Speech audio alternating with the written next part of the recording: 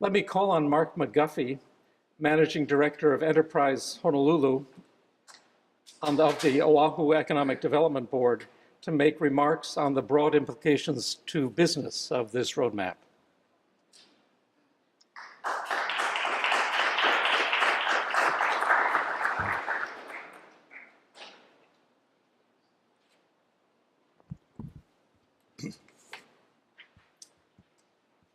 Distinguished guests, ladies and gentlemen, aloha mai kako. Aloha. Hawaii is the only state in the nation with two official languages, Hawaiian and English. Let us ponder for a moment the significance of this gift that we are blessed with here in Hawaii. What comes to mind when a language thrives is the cultural diversity and the desire to share heritage. I see Professor Huakea Nogumeyer, dear friend, is here, and I'm sure he will be sharing his mana'o about the strengthening of the Hawaiian language as it pertains to this effort. As Dr. Robert just mentioned, he said that he chose 4 speakers to speak of our kuleana, and I suppose mine is in the business world.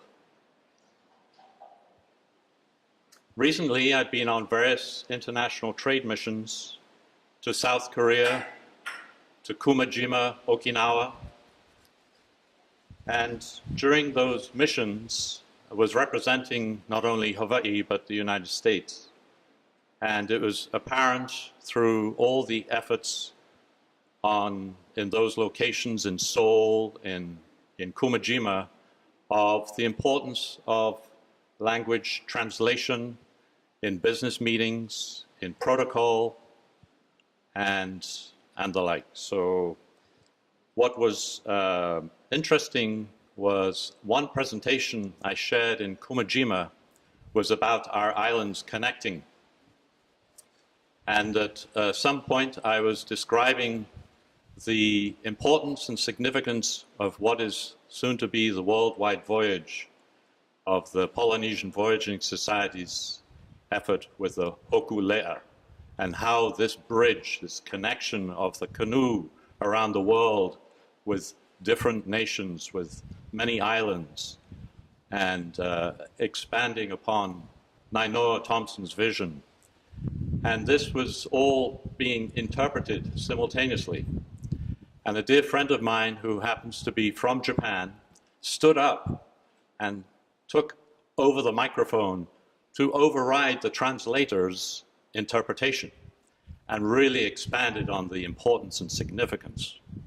So the point of this is, as we go through, particularly in international events, coming to Hawaii at the convention center, the Hawaii Convention Center. Last week we hosted in Hawaii the Islands and Isolated Communities Congress with, I can't remember how many nations and islands around the world came. This was in conjunction with the Asia Pacific Clean Energy Summit. There was about 1,000 people in attendance. We had people from Hiroshima that wanted to have business meetings. They had Japanese translation services there. I was in these meetings. They were very technical in nature, and we understood each other. So again, the importance and the validation of this language roadmap is so important. Where do we go with certification of translators in the future is one of my questions. Is at what level? Because we have many different proficiencies. And to make it a business opportunity, not only for our visitors coming, but for creation of work within Hawaii.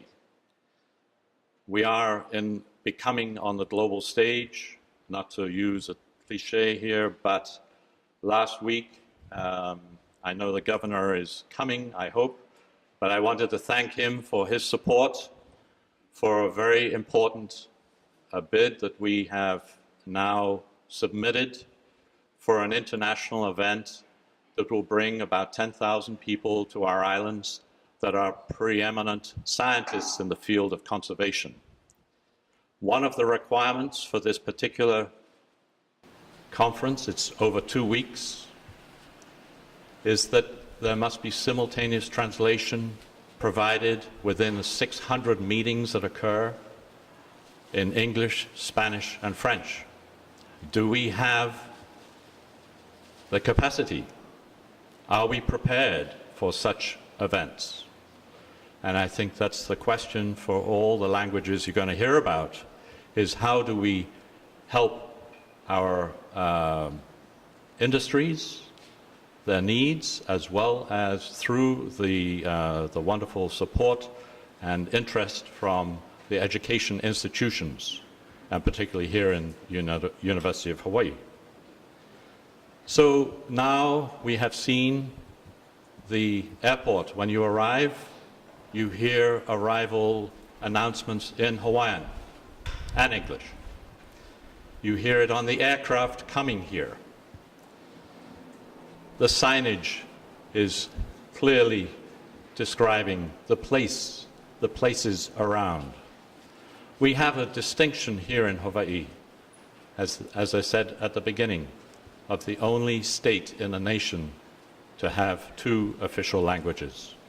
And with that, I want to conclude my remarks by thanking Dr. Duggan, Susan Duggan, for all the effort of coordinating and bringing this effort into Hawaii with the governor and Dr. Nancy Caraway for your vision to see language perpetuated and strengthened here in Hawaii.